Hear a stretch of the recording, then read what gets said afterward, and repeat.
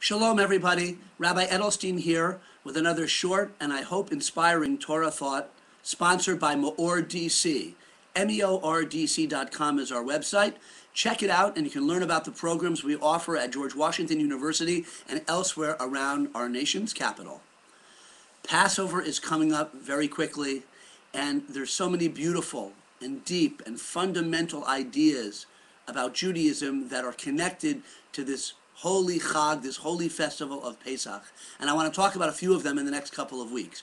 Here's one to start us off. Have you ever thought about the following paradox?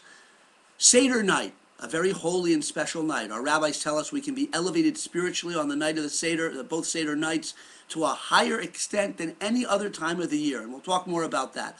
But here's Seder night.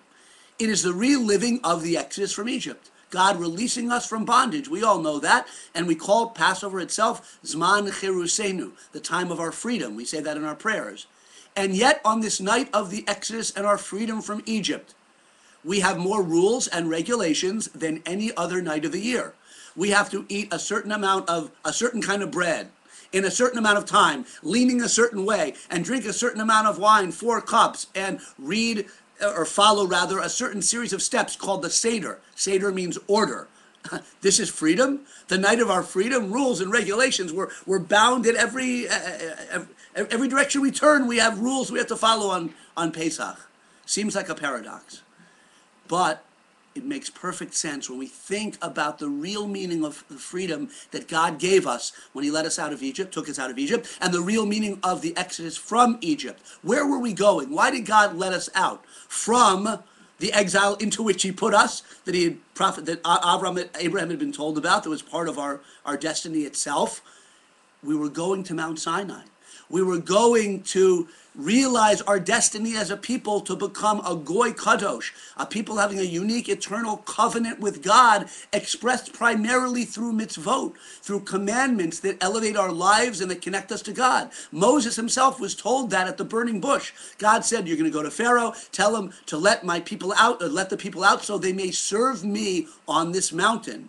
To serve God was the purpose of the Exodus of Egypt, from Egypt. To be released from the degrading human bondage of Egypt in order to freely choose to become servants of God and to accept the Torah, which we did at Mount Sinai with incredible enthusiasm and unity.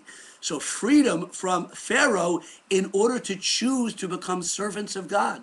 That's truly the meaning of the Exodus from Egypt, which is why Pesach is connected to the holiday called Shavuos, which happens 50 days later, and we count the intervening days to show that the true meaning and culmination of the Exodus was standing at Mount Sinai and getting the Torah. So freedom from Pharaoh in order to serve God. But there's an even deeper idea. Serving God brings inner freedom. In other words, the laws of the Torah, they guide us. They seem perhaps at a superficial level to restrict us. No. They open us up. They allow us to express our inner spirituality and our deepest desire to connect to Hashem. So the laws of the Torah themselves, the mitzvot, bring true freedom. The rabbis say there's no one free except someone who's osek b'Torah, someone who's involved deeply in the study and the practice of the Torah. It unlocks our inner Jewish being. It gives expression to our Jewish soul. That is true freedom. So it's a night of many rules and regulations, beautiful rules and regulations, good tasting things. I like matzah, I hope you do too. But whether we like it or not, it's a wonderful night. Zman Cherusenu, the time of our freedom, the time to express that freedom by doing many mitzvot.